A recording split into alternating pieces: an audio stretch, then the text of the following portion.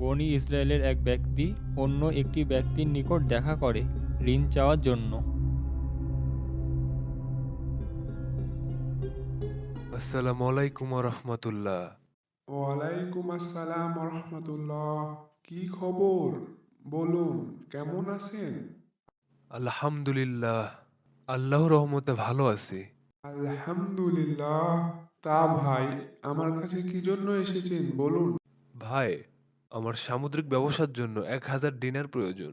আমি আপনার কাছ থেকে এই ঋণটি নিতে চাই। ভাই, ঋণ তো দেব। কয়েকজনকে সাক্ষী আনেন, আমি তাদেরকে সাক্ষী রাখবো। আমি সাক্ষী ছাড়া ঋণ দিব না। ভাই, সাক্ষী হিসেবে আল্লাহই যথেষ্ট। আপনি নিশ্চিন্তে আমাকে ঋণ দিতে পারেন। আচ্ছা, ঠিক আছে। তাহলে একজন জমিনদার উপস্থিত করো। জামিনদার হিসেবে আল্লাহই যথেষ্ট। আপনি নিশ্চিন্তে আমাকে ঋণ দিতে পারেন। আমি সময় মতো আপনার ঋণ ফেরত দিব ইনশাআল্লাহ। ঠিক আছে। আর বিশ্বাস আমার জন্য যথেষ্ট। আপনি যেহেতু আল্লাহর নাম নিয়েছেন, আমি ঋণ দিচ্ছি। এরপর তিনি নির্ধারিত সময়ে পরিশোধের শর্তে ওই ব্যক্তিকে 1000 দিনার দিয়ে দিলেন। আমি আপনার এই সাহায্য কখনোই ভুলবো না। আল্লাহ আপনাকে এর উত্তম প্রতিদান দিক। ইনশাআল্লাহ, আপনি সময় মতো পরিশোধ করবেন, এটাই আমার চাওয়া। আল্লাহ হাফেজ। তারপর ঋণ গ্রহীতা তার সামুদ্রিক সফর শুরু করলো। সে সমুদ্রে তার মালামাল নিয়ে রওনা হলো এবং আল্লাহ তাআলার কাছে দোয়া করলো। হে আল্লাহ, আপনি আমার সামুদ্রিক সফর ভালোভাবে শেষ করতে পারে সেই তৌফিক দান করুন। হে আল্লাহ, আপনি আমার ব্যবসার বরকত বাড়ায় দিন। হে আল্লাহ, আপনি তো জানেন আমি ঋণগ্রস্ত। আমি যেন সঠিক সময় আমার ঋণ পরিশোধ করতে পারি সেই তৌফিক দান করুন। আল্লাহর রহমতে ওই ব্যক্তি তার মালামাল সঠিক জায়গায় নিয়ে যায় এবং একটি ভালো ব্যবসা করে। আলহামদুলিল্লাহ, আল্লাহর রহমতে এই ব্যবসা ভালোই হলো। যাই যাই, আর দেরি করা যাবে না। আমাকে সঠিক সময়ে ঋণদাতার ঋণ 1000 দিনার পরিশোধ করতে হবে।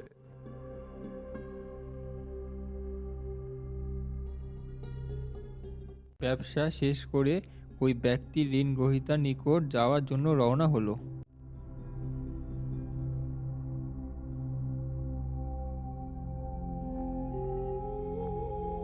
অবশেষে ওই ব্যক্তি তার সামুদ্রিক সফর শেষ করে একটি তীরে এসে পৌঁছায়।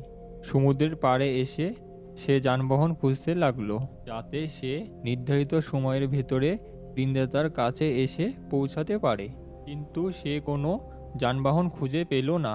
হে আল্লাহ, আপনি তো জানেন আমি এই ব্যক্তির নিকটে 1000 দিনার ঋণ চাইলে সে আমার কাছে জামিনদার চেয়েছিল। আমি বলেছিলাম আল্লাহ জামিন হিসেবে যথেষ্ট। এরপর সে রাজি হয়। তারপর সে আমার কাছে সাক্ষী চেয়েছিল। আমি বলেছিলাম সাক্ষী হিসেবে আল্লাহ যথেষ্ট। তাতে সে রাজি হয়ে যায়। আমি তার ঋণ যথাসময়ে পরিশোধের উদ্দেশ্যে যানবাহনের জন্য যথাসাধ্য চেষ্টা করেছি, কিন্তু পাইনি। তাই আমি তোমার নিকট শপথ করলাম, এতে 1000 দিনার আর আমার পাত্রটি রেখেছি। আপনি তার কাছে পৌঁছে দিন। এই বলে সে কাঠের খণ্ডটি সমুদ্রে নিক্ষেপ করলো।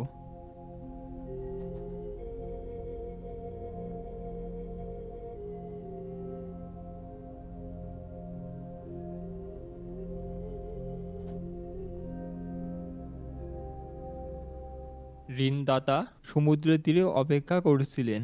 তিনি ভেবেছিলেন হয়তো ঋণ গ্রহীতা নৌযানে করে আসবেন। অনেকক্ষণ অপেক্ষা করার পরও তার দৃষ্টি হঠাৎ একটি কাঠের টুকরোর দিকে পড়ে।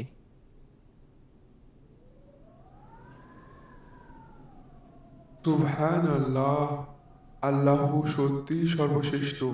ঋণ গৃহীতা এই ব্যক্তির প্রতিশ্রুতি তিনি নিজে রক্ষা করেছেন। কিছুদিন পর ঋণ গ্রহীতা 1000 দিনার নিয়ে এসে হাজির হয় এবং ঋণদাতার সাথে দেখা করেন।